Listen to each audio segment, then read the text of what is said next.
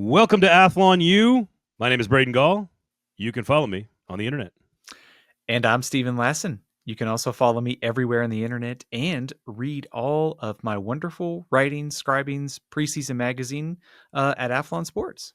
We have 16 SEC teams to talk about today as we complete preview season on the pod next week, Steven Lassen. Next week, do we get to make official playoff championship predictions, national title predictions, Heisman Trophy draft? Do we get to do all that next week? Yeah, hot seat. We got week 0 starting. We've got final predictions. So yeah, it's I guess I enjoy preseason prediction season, but at the same time I'm excited to actually get some games going. With the NFL preseason kicking up, it was kind of like getting nice to get the vibes going back for football season. So I'm ready. I think I've exhausted every preseason angle and idea, and I'm just like, let's just get this game. Let's get this season. Let's get some games going. And honestly, we'll have some over-under bets for you guys. We'll have all of our season-long predictions that we will put out there permanently and come back to them at the end of the season and look at how wrong we were. So that's what we're going to do next week on the show.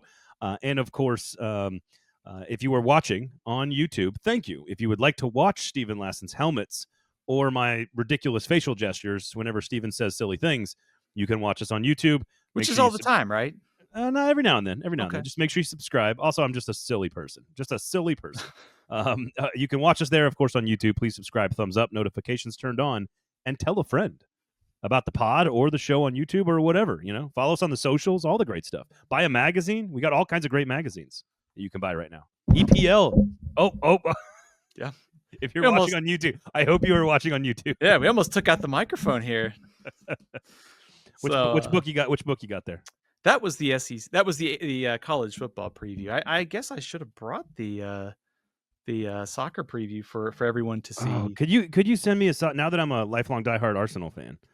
Here's Saquon Barkley on the Fantasy Magazine cover. There you go with that. You got I got the C.J. Stroud, Jonathan Taylor, Cam Ward, and I believe that's Brian Thomas Jr. on the NFL Preview Magazine cover. I got the Oregon Big Ten cover. The West Coast Big Ten cover. I love this one. It's Washington, USC, and Oregon. Just fantastic colors. I love that. I love those unis. We're talking SEC today on the pod. Rate, review, subscribe, and follow us on the socials, buy a magazine, YouTube, etc. We're going to talk SEC. And the good news is that the news, what little news there is this week, is mostly about the SEC. Alabama has named a starting quarterback, and the number one team in the nation, Texas, is an underdog for the first time in history in week 1, which is kind of cool, honestly.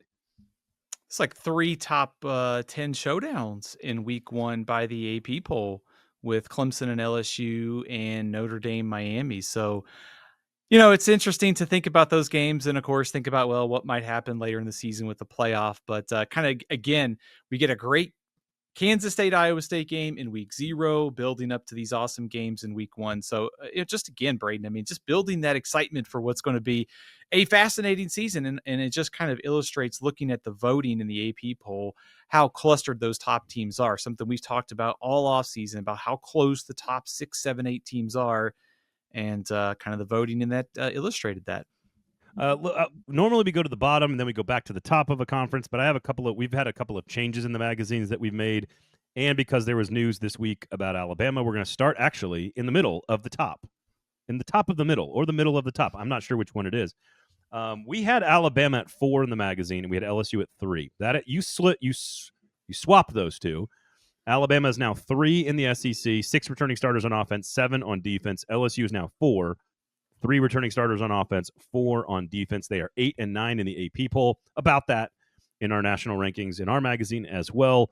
Number 1, why did you make the change? And then number 2, Ty Simpson gets named the starter as the quarterback there for Bama. Many people believe the theory that more of the playbook is available to the Alabama coaching staff because Ty Simpson can do things that maybe Jalen Milroe could not. Ryan Grubb returning.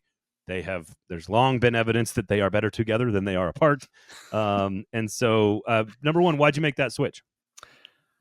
I think a couple things here. I would subscribe to your theory. I'm probably one of the biggest subscribers, and it's not a knock on Jalen Milroe. I do think Alabama's offense will be better with Ty Simpson running the show, or Keelan Russell, or Austin Mack, whatever it is. I just think there's going to be more of a consistent passing game available.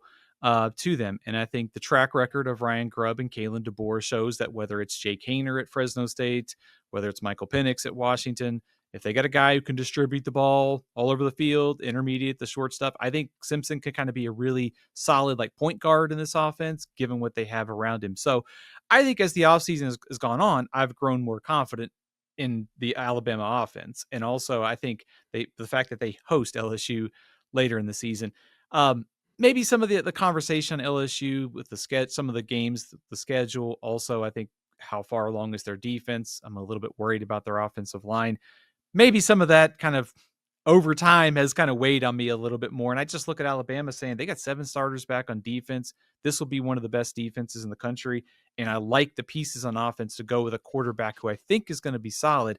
Maybe he's not elite Heisman kind of guy, but if he's distributing the ball over the field, I like their chances to have an improved passing attack this year. So you agree with me? You like Alabama over LSU? Yeah, I don't love that everyone else seems like that Alabama's getting a lot of burn from everybody. I don't love that part of it, but I am in agreement. I think, I mean, not just the Simpson and the offense and Grubb and all that stuff. Like, I think you could argue that Alabama is better at almost every single position group on the field than last year. I think the secondary is more talented. I think the offensive line is better. I think the running game is going to be better. I think the receivers are going to be deeper, and the quarterback might be better. Linebacker with Lawson leaving is big, but like with Campbell come back leaving from injury, Lawson being hurt, right? Lawson back, but Campbell leaving. I still think they're like really, really good in the front seven. So I just think there's a chance that they are improved across the board. Kalen DeBoer year 2. So I'm okay with Bama moving up a couple of slots. So it seems like it's more about Bama than it is about LSU doing anything wrong, right? Right. I still think LSU is a top 10 team. I think they are going to be, if the questions we have about LSU are answered, like offensive line, we'll find out right away in week 1 because they're going to play Clemson, maybe the best defensive line in the country. I am buying LSU's defense being better.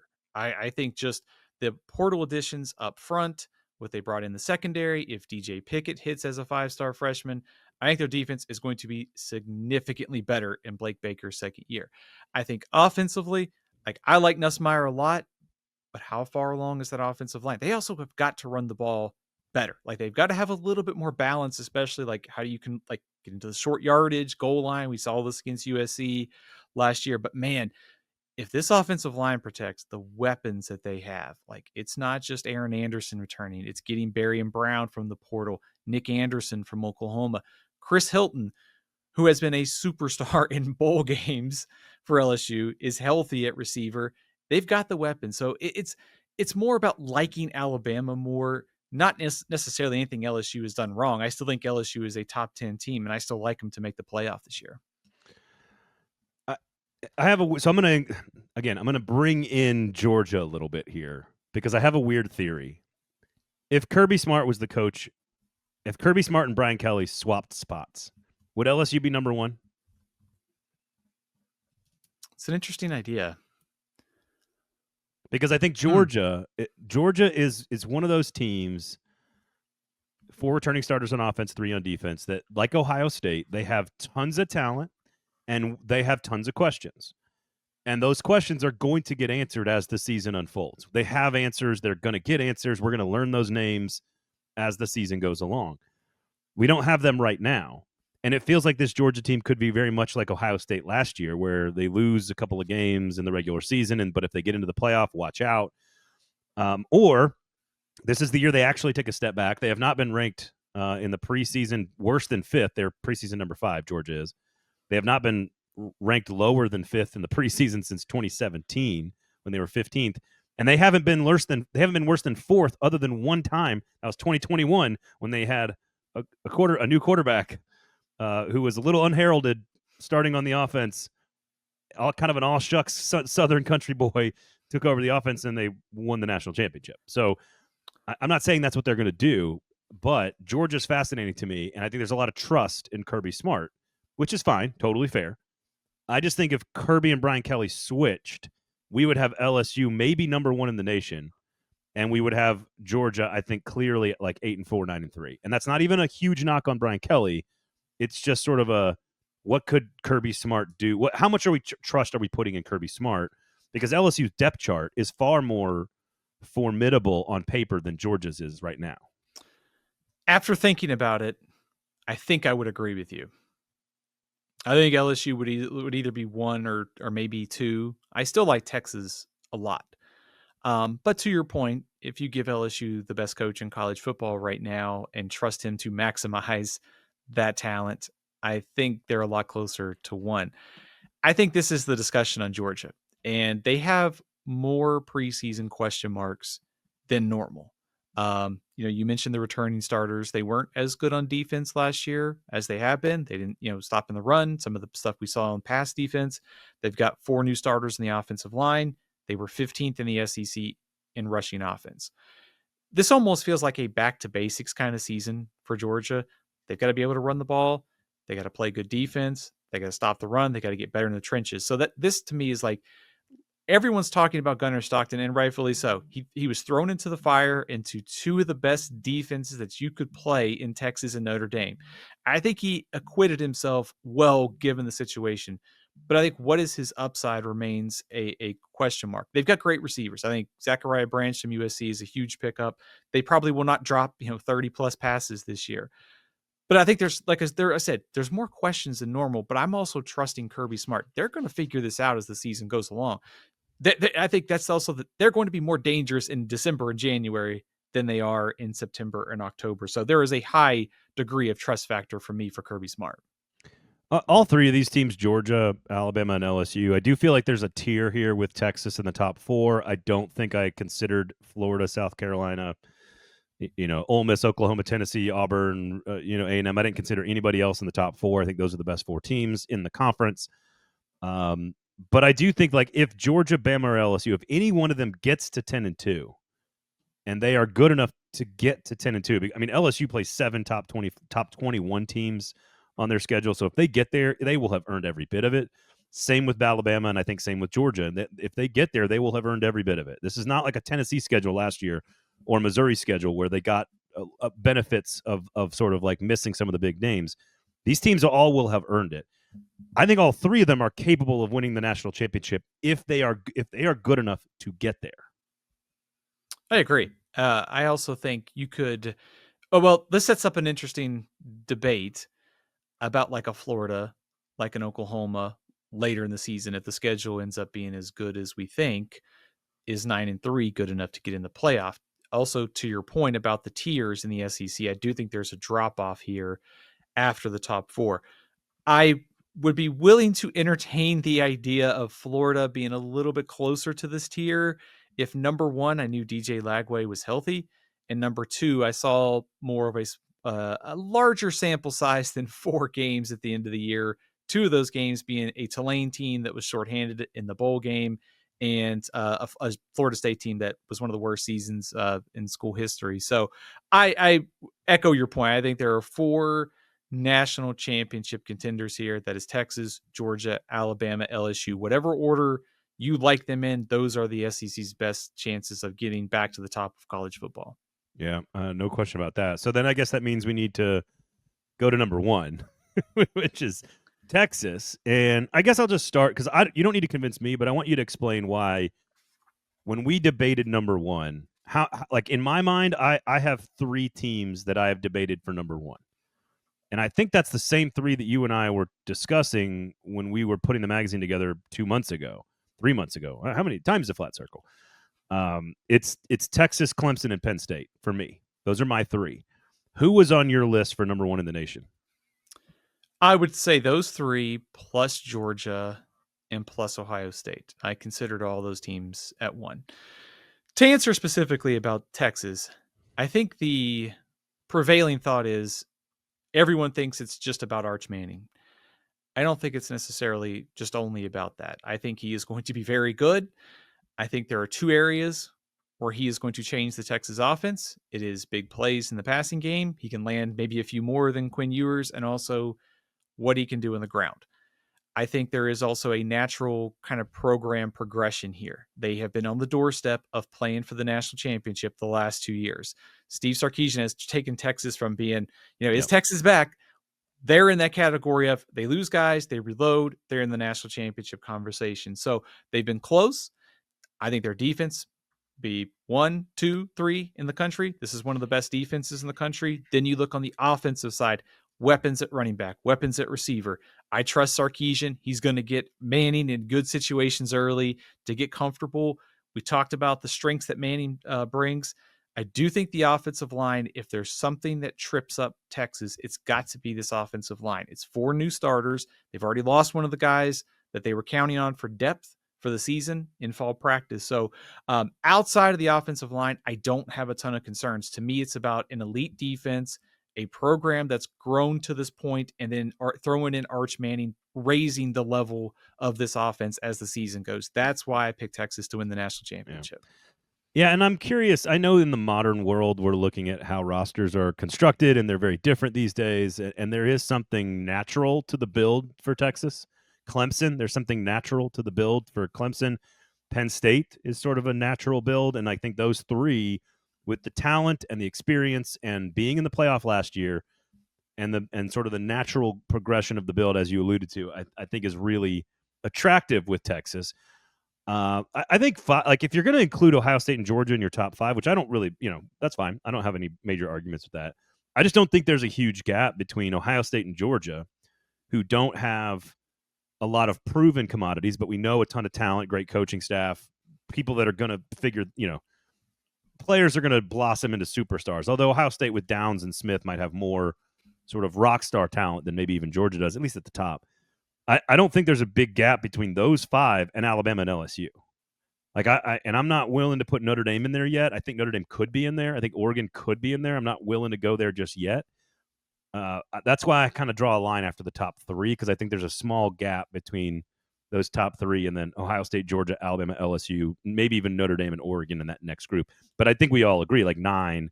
And I'm not trying to get into our playoff predictions next week, but there's so many SEC teams in this top 6 or 7 that these 4 have to be kind of put into context around some of the other teams. Yeah, I agree with you. I think on that top tier, we'll dive more into this next week. I actually like Notre Dame a lot, but also this gets at kind of what we've been talking about throughout the offseason is the top of college football is pretty clustered together. There's not a clear favorite. Like Texas is getting 1 in the AP and some of these other in our magazine. But I do think there's a case you could make a strong argument for Penn State. You can make a case for Georgia, Ohio State. I think a theory that you have talked about many times is the idea that somebody is going to maybe lose a couple games in the season and then get hot by December or January applies a lot to Georgia and Ohio State. Yep. Because if you get these teams early, Tennessee gets Georgia and Knoxville early in the season, Georgia's got to play Texas and Alabama.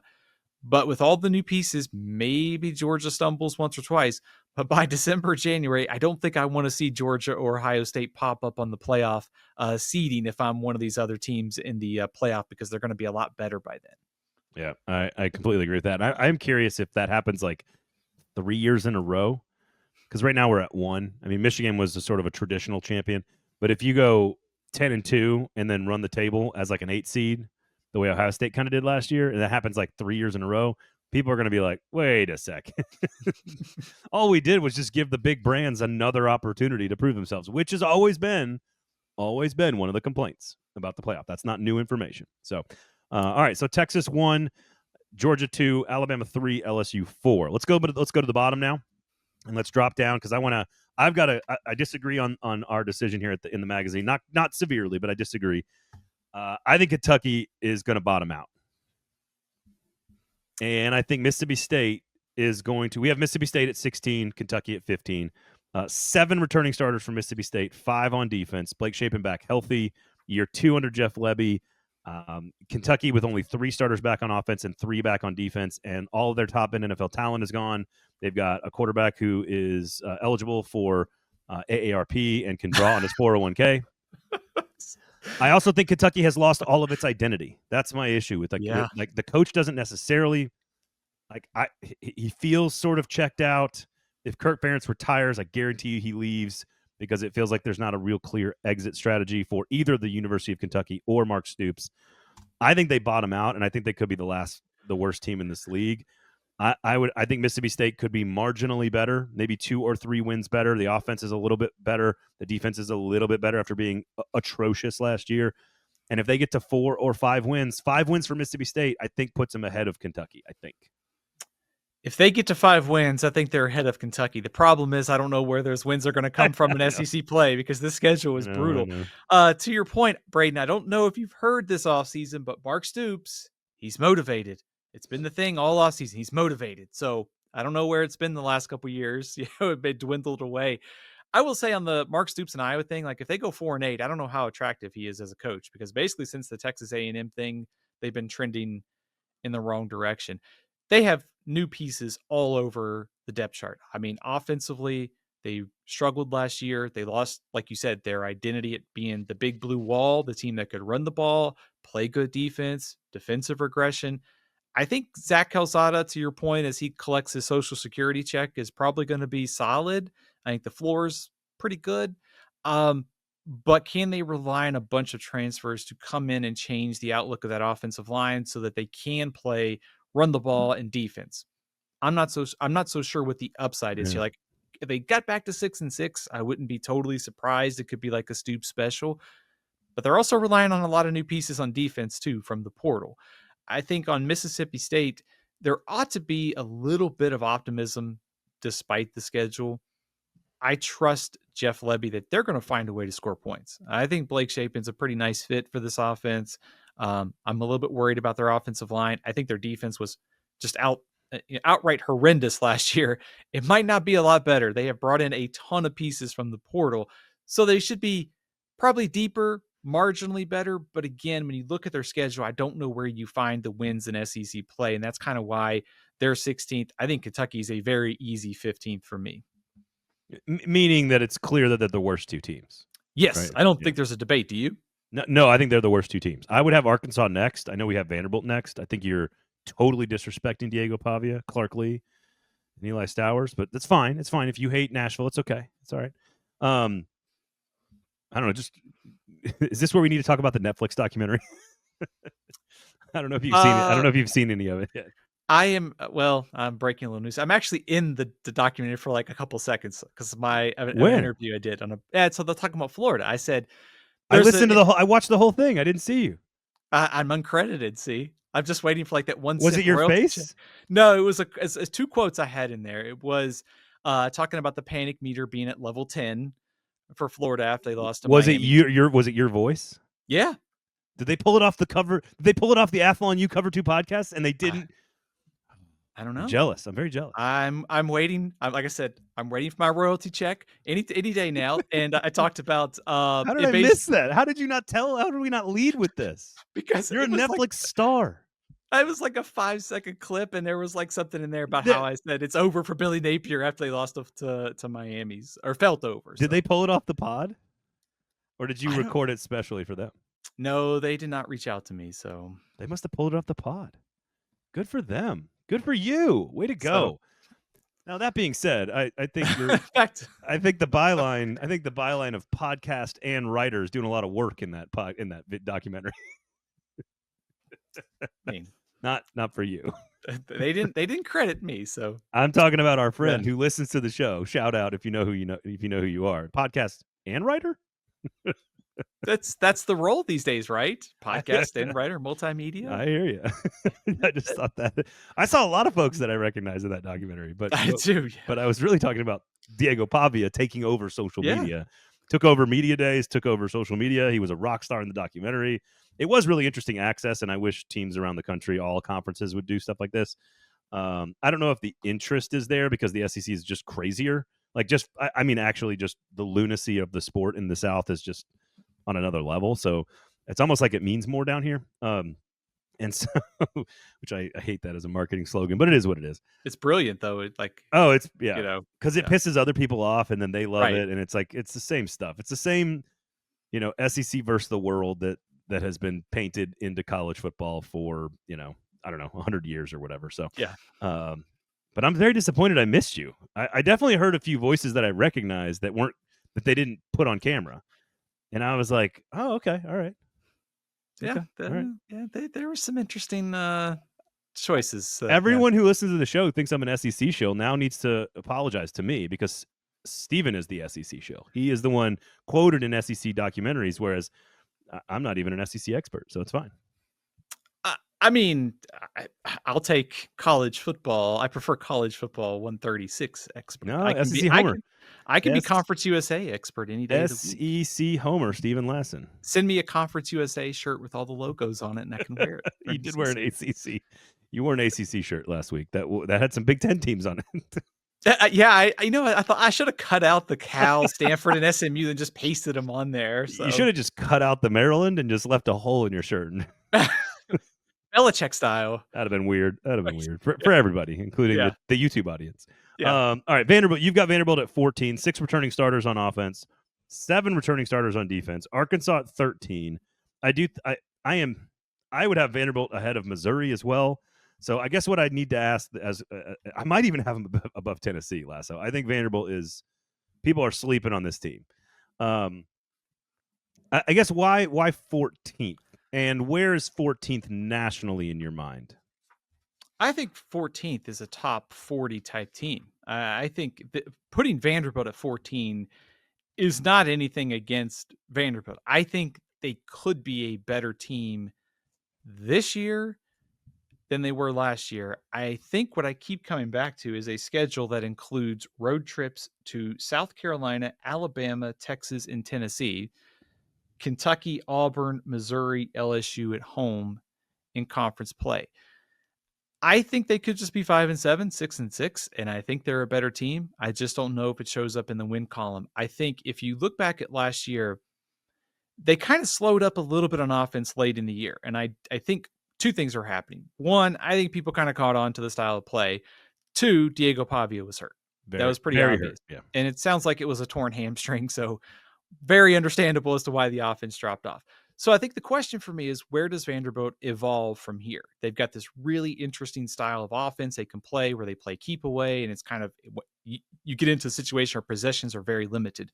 Defense also took a step forward last year. So I like their team. I think Pavia is going to pull off an upset somewhere.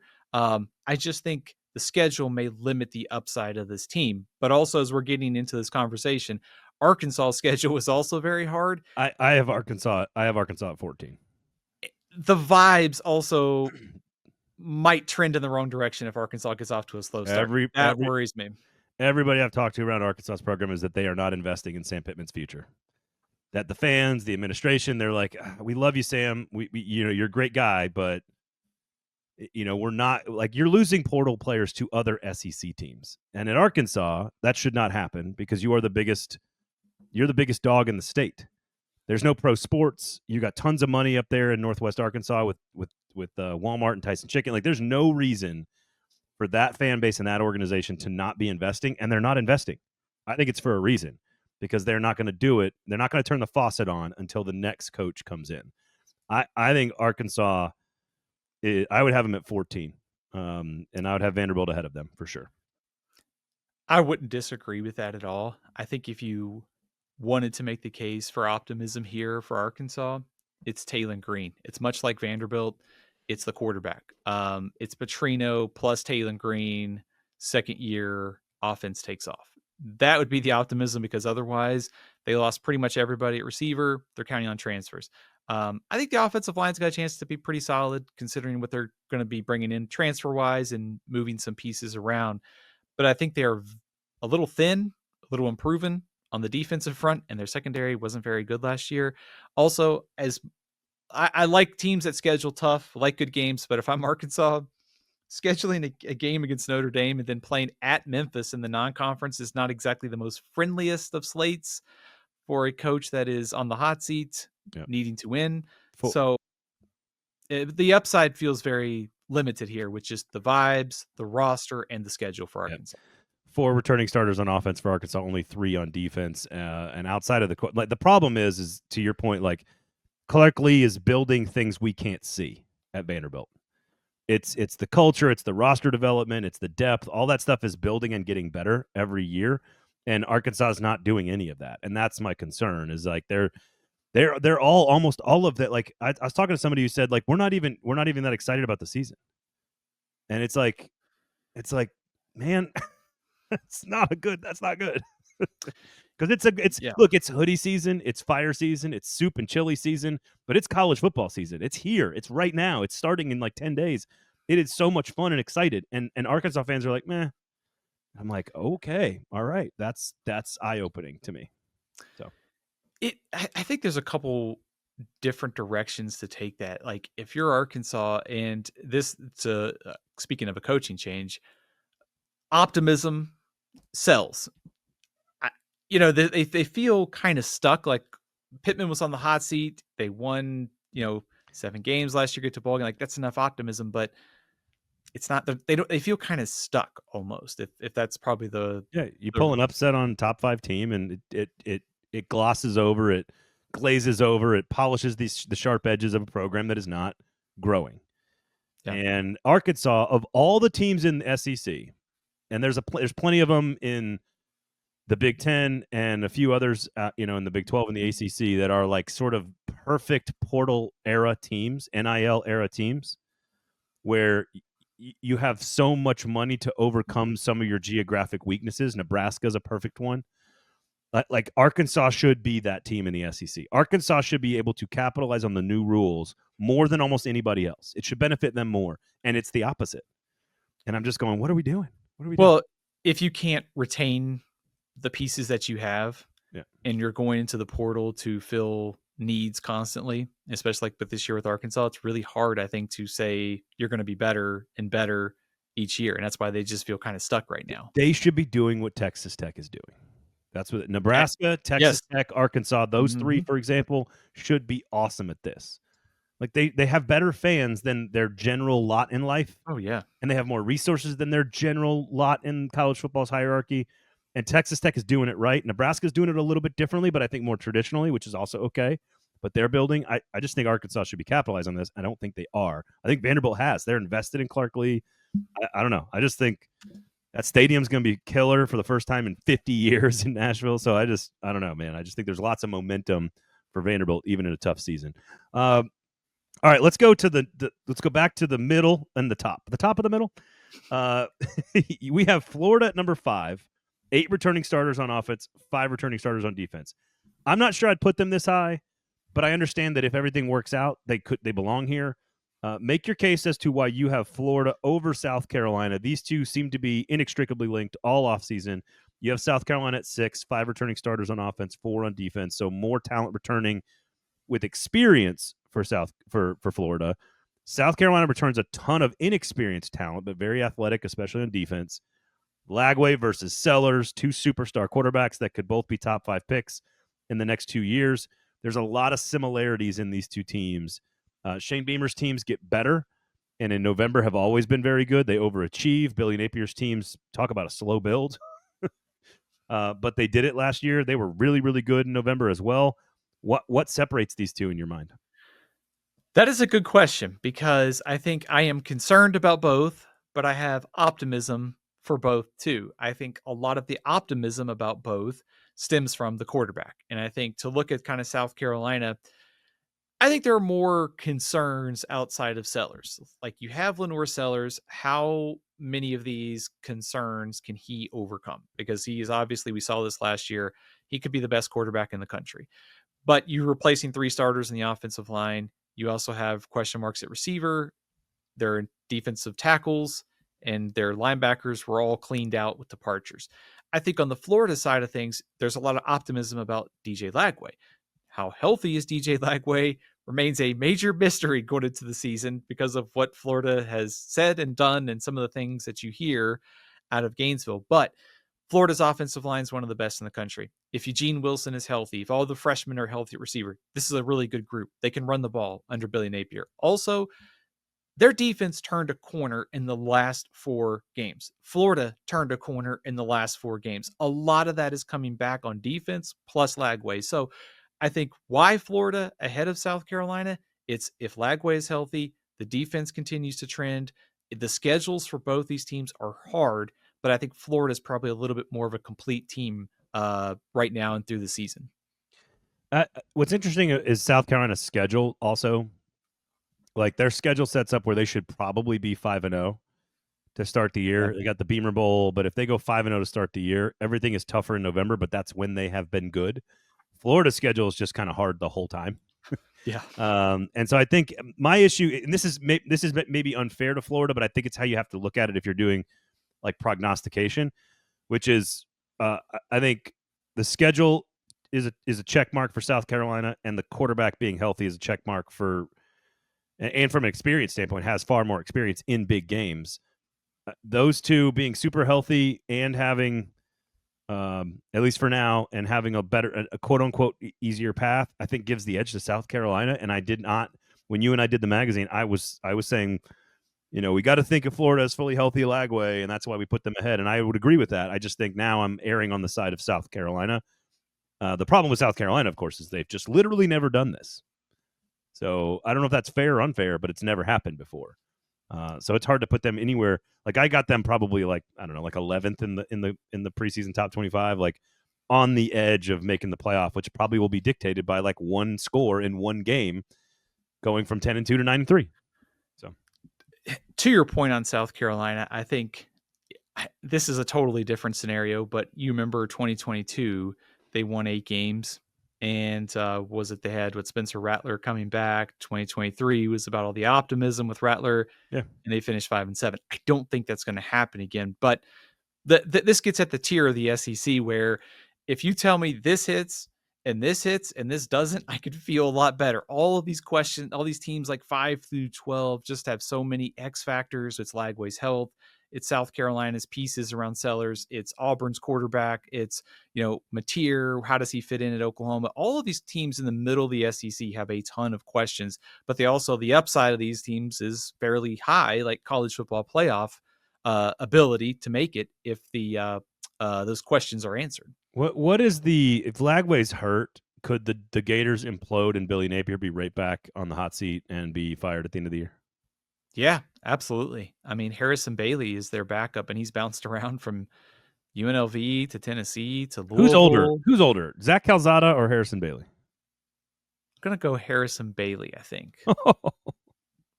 That also gets at the problem for Florida is the drop off from starter to backup is fairly significant. Now they'll probably be able to run the ball and play good defense if Lagway is out for an extended amount of time. But you're talking about playing Texas, you play Miami, you play LSU, you play Georgia, you play Tennessee, you play Ole Miss. It's hard. Sorry, I didn't mean to. No, go ahead. Zach Calzada, 24 years old. Harrison Bailey, 23 years old. Oh, okay. So close. What's really upsetting, though, is that both of them were, of course, I thought for a while there that Zach Calzada might have been born in the 90s, but he wasn't. He was born in 2000. It's very frustrating. No, that is, yeah. As someone who graduated high school in 2000. Yeah. Yeah. I think this chunk of teams is the most interesting. Like, obviously, the top 4 could be very good. The bottom is the bottom. I think from Florida all the way down to Missouri, like this middle chunk of 8 teams is utterly fascinating. And this chunk of teams is what makes the SEC the best conference on paper right now going into the season, is that they have 10 or 11 top 25 teams, because you could go all the way down to Oklahoma, Tennessee, Auburn, Missouri, and even I like Vanderbilt a lot as teams that could finish in the top 25. And so there's just no other league that has that level of quality depth. So many good quarterbacks. So we shall see. All right, Texas A&M at 7. Now, this is a team that I'm much higher on since the magazine, so I'm glad you see them. You've moved them up. You've moved them up ahead of Ole Miss. I actually might move them up ahead of Florida also. I just really believe in Mike Elko. Texas A&M, the most returning starters of anybody in the conference. 8 returning starters on defense. 7 returning starters on offense, including a full season in training camp from Marcel Reed at quarterback. I just totally believe in the coaching staff and the culture fix at A&M. The schedule is not easy, but I could see this A&M team finally for the first time actually achieving and realizing its potential. To your point on Texas A&M and making the argument for them to be higher, they host Florida and they host South Carolina, 2 massive swing games in the middle of this conference. So I think it's a good chance they win both those, which means they probably need to be a little bit higher in our rankings. I think if you want to unpack like where Texas A&M is, they were in the hunt to play for the SEC championship game last year until the final week of the season.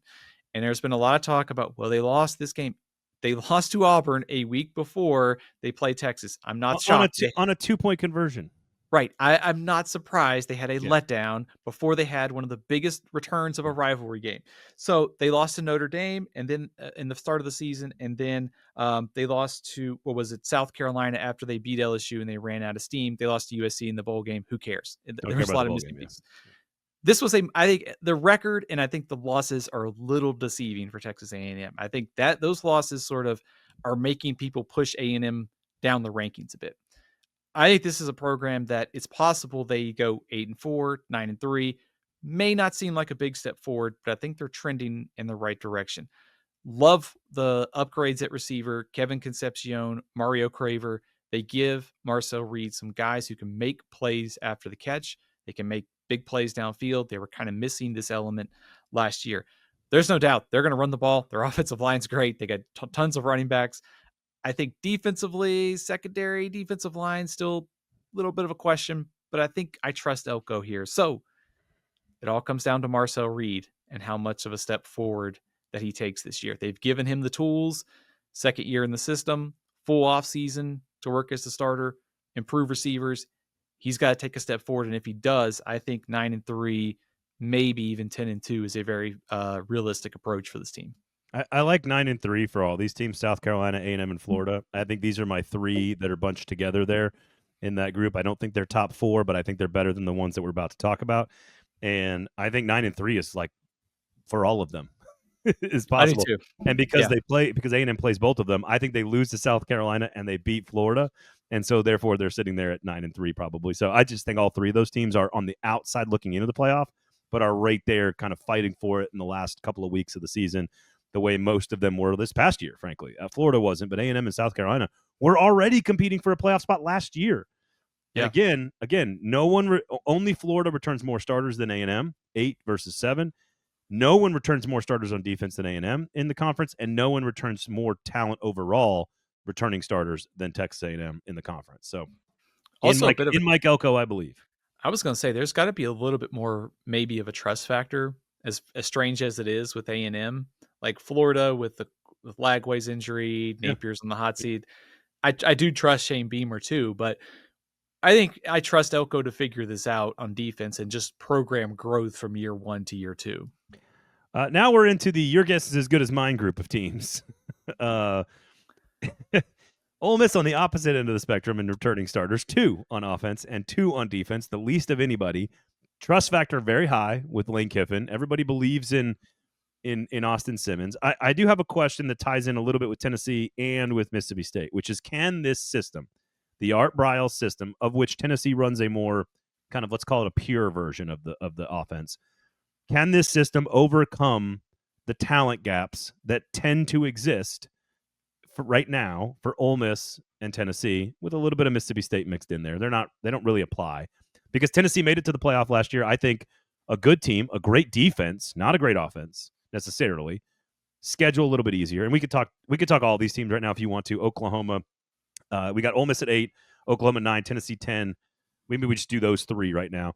And I think Ole Miss all in on everything being the best, most talented roster in the history of the organization, and they can't beat Kentucky, and then they lose 2 more times and they end up missing the playoff. And I think you can win a national championship with this system, but it has not yet been done. And so I don't know if there's any thought on, this would be my concern about Tennessee, is they don't have the personnel.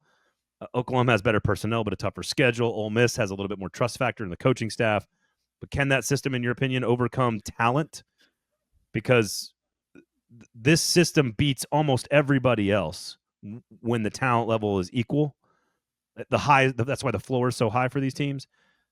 But when they have to face somebody that has significantly more talent or more talent in general, Georgia, Tennessee, Ohio State, you look at Ole Miss, and they've broken through, right? Tennessee's beaten Alabama and Ole Miss beat Georgia, but they have not done it consistently enough to say that this system can win a national championship.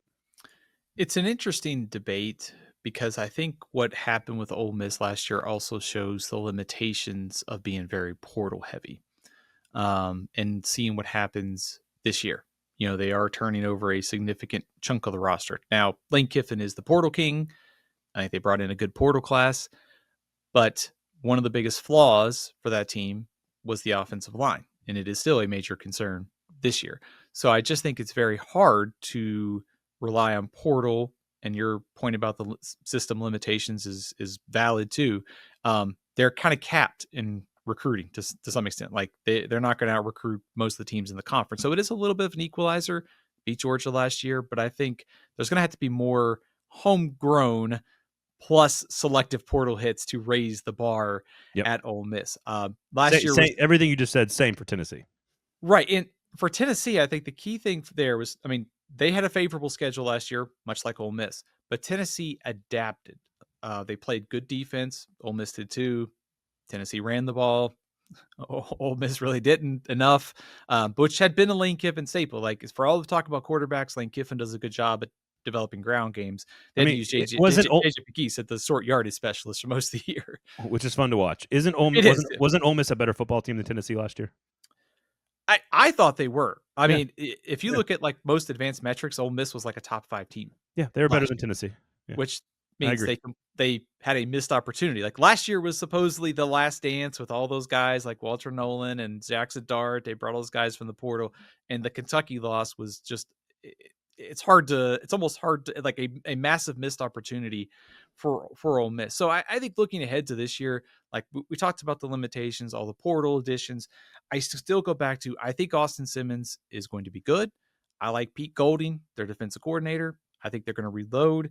They get LSU in Florida at home, Georgia and Oklahoma on the road. They play Kentucky in the second game of the season, which is notable because of what happened last year. The schedule's not that daunting. If you have to replace this much, if Simmons hits and you could protect him and you play good defense, Ole Miss got a chance to get back in this despite all of the personnel losses. But I do have a lot of questions about whether they can get to 10-2 this year. I mean, we've got them at 8 in the magazine. I would probably have them at 9. We'll get to why in just a second. But that's still a top 20 team nationally, regardless. Yeah. Which is, again, a testament to the depth of the roster. Oklahoma at 9, 5 returning starters on offense, 6 on defense. We kind of know the story here. You're going full Vanderbilt here, and you're importing John Mateer and Ben Arbuckle, and you're bringing them in to fix the offense together. Ideally, there's no possible way you could be as injured on the offensive line or at receiver. Venables has been very good on defense. They could be good on that side, but there is a ton of pressure after 2 losing seasons in 3 years. The only 2 losing seasons at Oklahoma in quarter century are both on Brent Venables' resume. A lot of pressure for this Arbuckle Mateer thing to work out. And do we have camp notes about John Mateer? We do. Somewhat murky that there was some Venmo transactions floating around the internet. And of course, they were from John Mateer. They had a game and then like gambling, sports betting kind of mixed in there as for the purpose of these Venmo transactions. In the subject line? Yeah, like what USC, are we doing? UCLA. There was another one in there. What are we doing? He wasn't at Oklahoma at the time, so I understand. But yeah, what are we, guys? What are we doing? Perhaps the most generous interpretation could be just having some fun. Like when you write a check, gambling on USC and UCLA. Yeah. Well, some of us have gambled on like Conference USA games and gotten burned. But, you're not the quarterback at Washington State. Right. It's probably that's why you're allowed to gamble on Conference USA games. Right. Perhaps I'm gambling on EPL soccer now that I'm reading my EPL soccer magazine from Athlon Sports. I'm hoping that you are not incorrectly entering your bets on Michigan this year. So I'm glad to see you restrained. I lost a zero amount of money on that. So I guess the takeaway on the Mateer thing is, who knows? I think Oklahoma's going to, they said they're going to investigate this and go from there. Sure. Not ideal that this is happening 2 weeks before the season starts. I already had questions about like Oklahoma's ability to withstand the schedule, because the schedule is absurd. They play number 14 Michigan, number 1 Texas, number 13 South Carolina, number 21 Ole Miss, 24 Tennessee, 8 Alabama, 9 LSU. In fact, and that doesn't include the Auburn game. I mean, they will go 5 straight. Now, these aren't where the rankings are going to be when they play them. I don't have to be told that. Thank you, Internet. But 2, 3, 5 straight, and then Missouri and LSU to finish. I don't think Missouri's a great team, but they could have a good record at that point and be ranked. You could be talking about 7 consecutive ranked teams to finish the season. I don't know what to think of Oklahoma, honestly. I don't know what to think of them. That's why they're so interesting and so fascinating to me. I am buying some stock in Oklahoma. Now, this is assuming that Mateer is suiting up for every game for Oklahoma. I think we'll go to where there's a high trust factor, and that's the defense. Brent Venables is taking over the play calling on a group that was already pretty good. Their defensive line could be the best in the country this year. And I think they'll fill out linebacker secondary wherever they have concerns. Offensively, they bottomed out so bad last year. Injuries at receiver, injuries on the offensive line, bad coordinator hire, changing coordinators during the season. It's a new year. You've got a new quarterback that raises the floor. He's bringing in the same OC. I think they can hit the ground running, and they're not going to be hit or play as poorly at receiver and offensive line as they did last year. So I like Oklahoma to be improved. I don't know what the upside is, though, given the schedule. I can talk myself into like an 8-4 type season. If they get to 9-3 and the schedule is as hard as we think, that would be an interesting debate at the end of the season to see where they stack up in the playoff rankings. But a lot of this is, how does Mateer, play in the SEC? It's going to be playing tougher defenses than he did at Washington State week in and week out. Yeah. But they have a chance to hit the ground running fast because of the Arbuckle connection and coming to Norman. I agree, and it certainly worked for Vanderbilt last year with Kill and Pavia. There's no question about that. All right. Tennessee, 3 returning starters on offense, 7 on defense. I know we touched on them a little bit already, but I have concerns about this team, generally speaking, this year, not long term. I think the program's in really great shape. I think they're headed in the right direction, trajectory wise. I just think this is a bad year for them to have lost what they did along both lines of scrimmage, and then the Nico saga. I just don't think they have a star quarterback. I don't think they have a star. They don't have star talent on like really any position on offense. They lost so much veteran leadership off that defense and line of scrimmage. The schedule does help them, and it's very similar. It's a very similar conversation to Missouri, honestly. Like, they lost some high end talent, but the schedule does help them. I just don't. I think Tennessee could like stumble like North Carolina into like 8 wins, but I could also see them losing a few games they're not supposed. Like, I could see them losing to Vanderbilt. You know what I'm saying? Yeah, I could too. I think if you just look at their schedule in a big picture view, they play Georgia, they're at Alabama, and at Florida. Those are probably the 3 games you would pick them to lose, like if you were just doing a straight projection right now. But you also have Oklahoma and Vanderbilt coming to Knoxville. I could see them losing both or one of those games. I think the schedule is kind of propping up Tennessee a bit here, because I do think there are some concerns here. I mean, 4 starters in the offensive line have to be replaced. Who's going to catch passes for a quarterback? Joey Aguilar. I think he fits the system, and he had some problems with interceptions. Interceptions aren't necessarily all on the quarterback, but he turned the ball over probably too much at App State. How does he adapt to life in the SEC? If there is a kind of point for Tennessee to maybe exceed all these expectations, is that I think Josh Heupel has done a good job of adapting. I mean, whether it was Hendon Hooker, they had Joe Milton last year. Nico that was the preseason talk, but it was run game and defense. I think Tennessee's defense will be good. 7 returning starters. We'll see if Jermod McCoy, the cornerback, gets back out there after the preseason ACL tear. But there's a lot of questions on the offensive side of the ball. I like their defense to be solid. How far this offense comes along probably determines whether they have a shot to get to 10-2 or they just finish 8-4. Even if Nico came back, I still think Tennessee was probably due for a step back from last year's playoff appearance. I don't think 10-2 is even possible. I think 9-3 is your best case scenario. And even then, they do get very lucky, because if you're looking at our magazine and our rankings, Arkansas, Vanderbilt, Kentucky, Mississippi State are the bottom 4 teams, and they get all 4 of them. And so they miss all kinds of talent at the top. Like, the teams with the schedule, this is where we're talking about these 3 teams: Tennessee, Auburn, and Missouri. That is 10, 11, and 12 in our magazine or in our rankings currently. All three of them miss all kinds of talent at the top of the league. Their schedules are going to prop them up. They are good teams. I think Auburn is the best team of this group, but they are good teams, but their records might be better than they actually are, because this is one of the few times where the 9-game schedule would benefit or is a correct argument, because these three don't play. Like, I'm looking at Auburn's schedule. They don't play Texas, LSU, Florida, or South Carolina. That's 4 of the top 6. They play Georgia and Bama both at home. Like, they don't play a single top 6 team on the road, Auburn, and that's part of why I like them so much.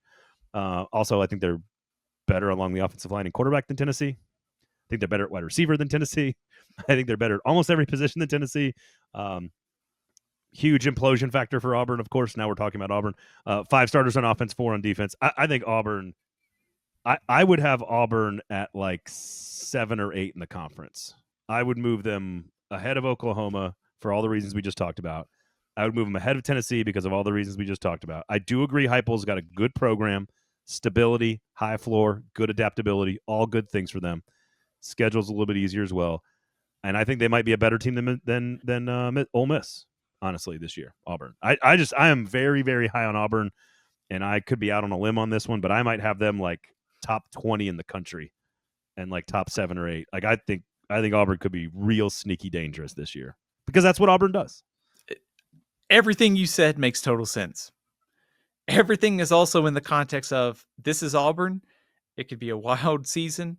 I have also no idea what to expect out of Jackson Arnold. I also think Hugh Freeze can get this offense on track, but how many turnovers does it take to throw Jackson Arnold under the bus?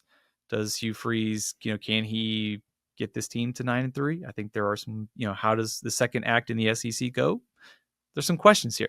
I think Auburn probably has the widest variance of any team in the SEC. Like, if you were to, like we talked about the top 4, if you told me Auburn finished 5th, I wouldn't be surprised. If you told me they finished like 14th behind Vanderbilt and maybe Arkansas, I wouldn't be surprised either. I think if you want to make the case that they are a top 25 team, I am totally on board, because I love their receivers. And Cam Coleman, Eric Singleton are big time stars. Offensive line should be top 5 in the SEC. Defense is going to be good. If you showed me a stat line of Jackson Arnold at the end of the year, I could probably accurately predict where Auburn falls and how that impacts the rest of the SEC. He and John Mateer are probably the 2 biggest X factors in the SEC and maybe in the country this year, trying to figure out where and how these teams are going to project. On Arnold, so many things went wrong that were not his fault at Oklahoma. But also there were things that I saw that were like, this is a little bit alarming. How does it get better at his next stop? And that's what fascinates me, is to see, after Hugh Freeze consistently threw Peyton Thorne under the bus, now he's got Jackson Arnold, who he seems to be trying to build up his confidence this preseason. What's the upside here? It feels pretty high, but also Arnold's got to play with a lot more overall consistency, not turn the ball over.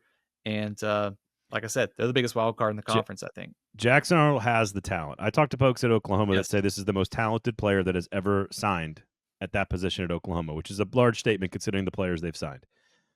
I think he was completely mishandled by the coaching staff, and Seth Luttrell was fired for it, basically, at Oklahoma last year. He has an extraordinary ability to run between the tackles. See Alabama game. The receiving core is got 2 NFL stars, as you've alluded to it. Oklahoma had like no college football receivers last year. Offensive line might be one of the best in the country. Oklahoma, one of the worst offensive lines in the country last year. Defense, about even. I'll say pretty good defensive line for both Oklahoma last year and for Auburn this year. And the schedule is 10 times easier. I think it is. I am.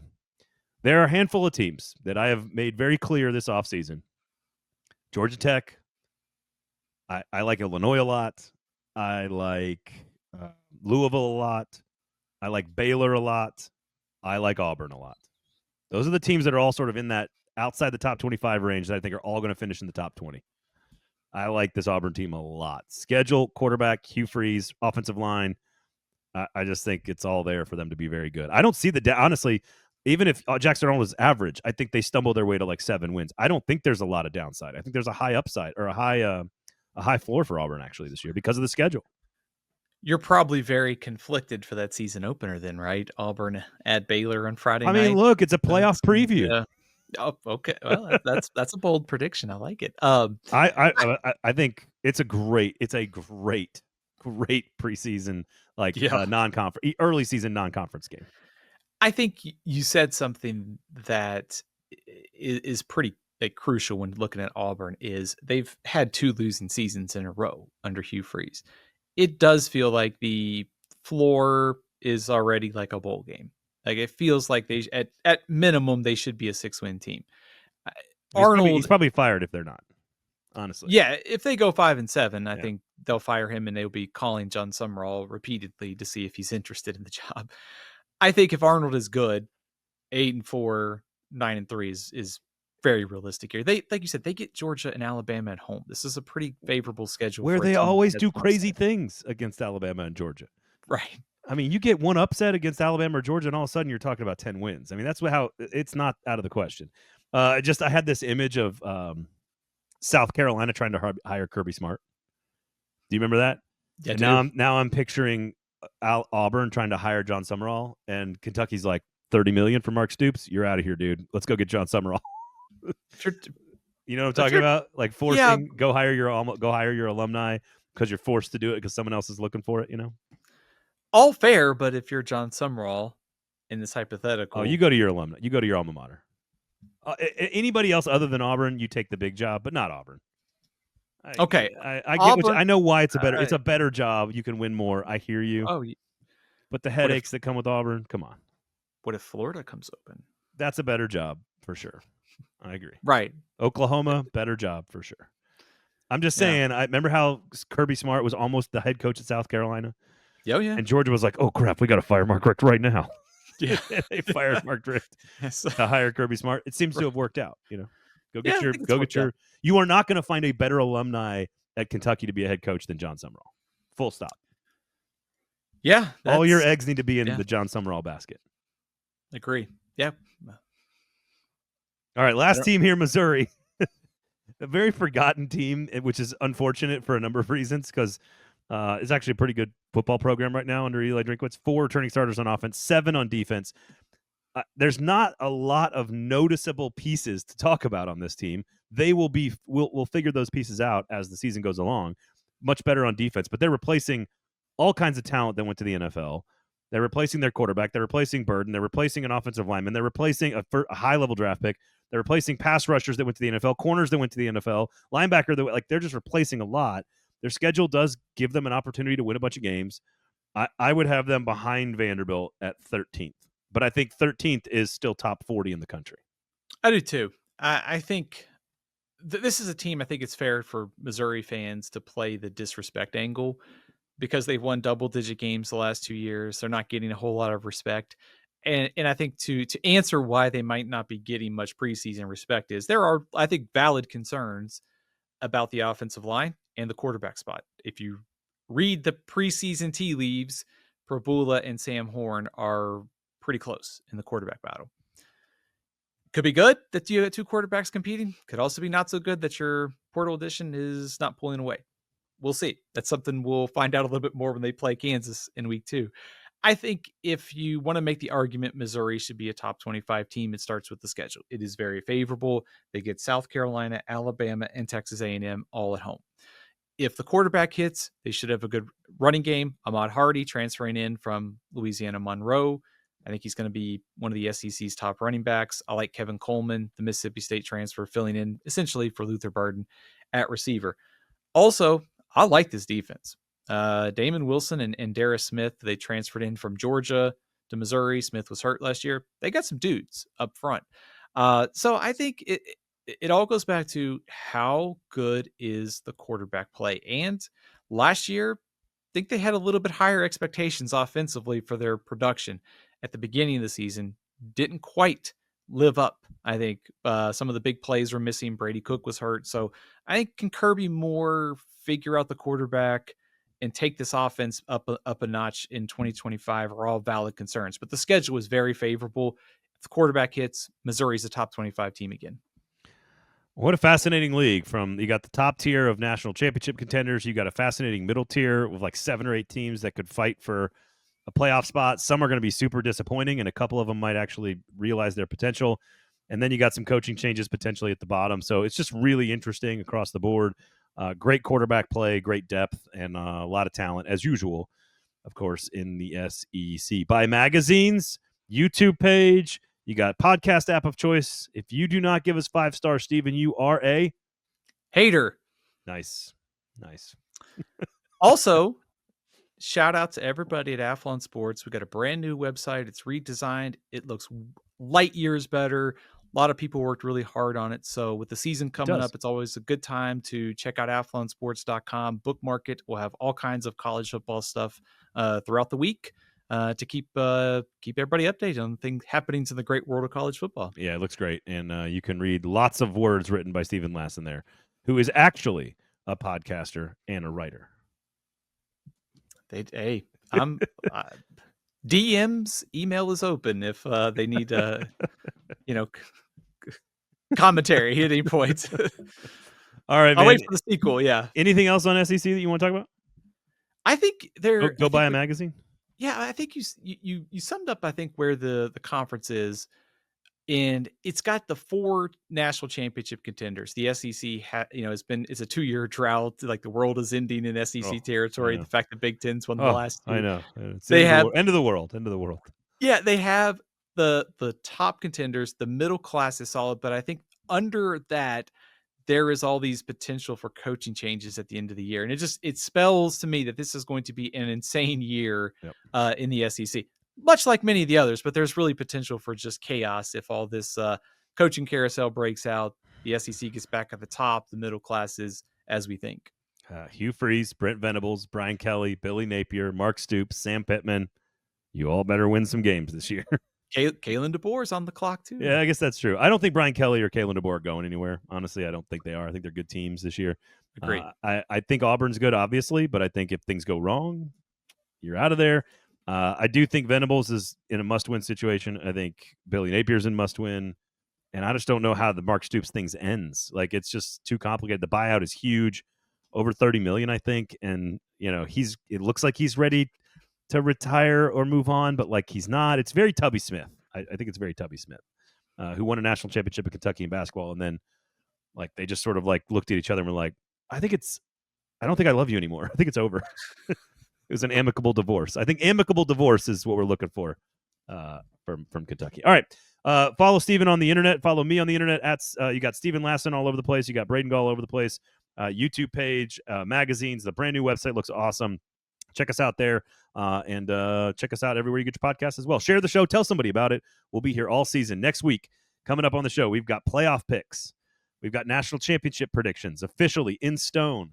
Sure to go wrong. We got a Heisman draft. We got conference championships. We got over-unders on win totals, our best bets for the season. All kinds of fun stuff coming next week. And oh, by the way, a few predictions on actual football games. It's about time, right? Let's go. Let's go. For Steven, I'm Braden. Thanks for listening. Thanks for hanging out. We'll talk to you next time.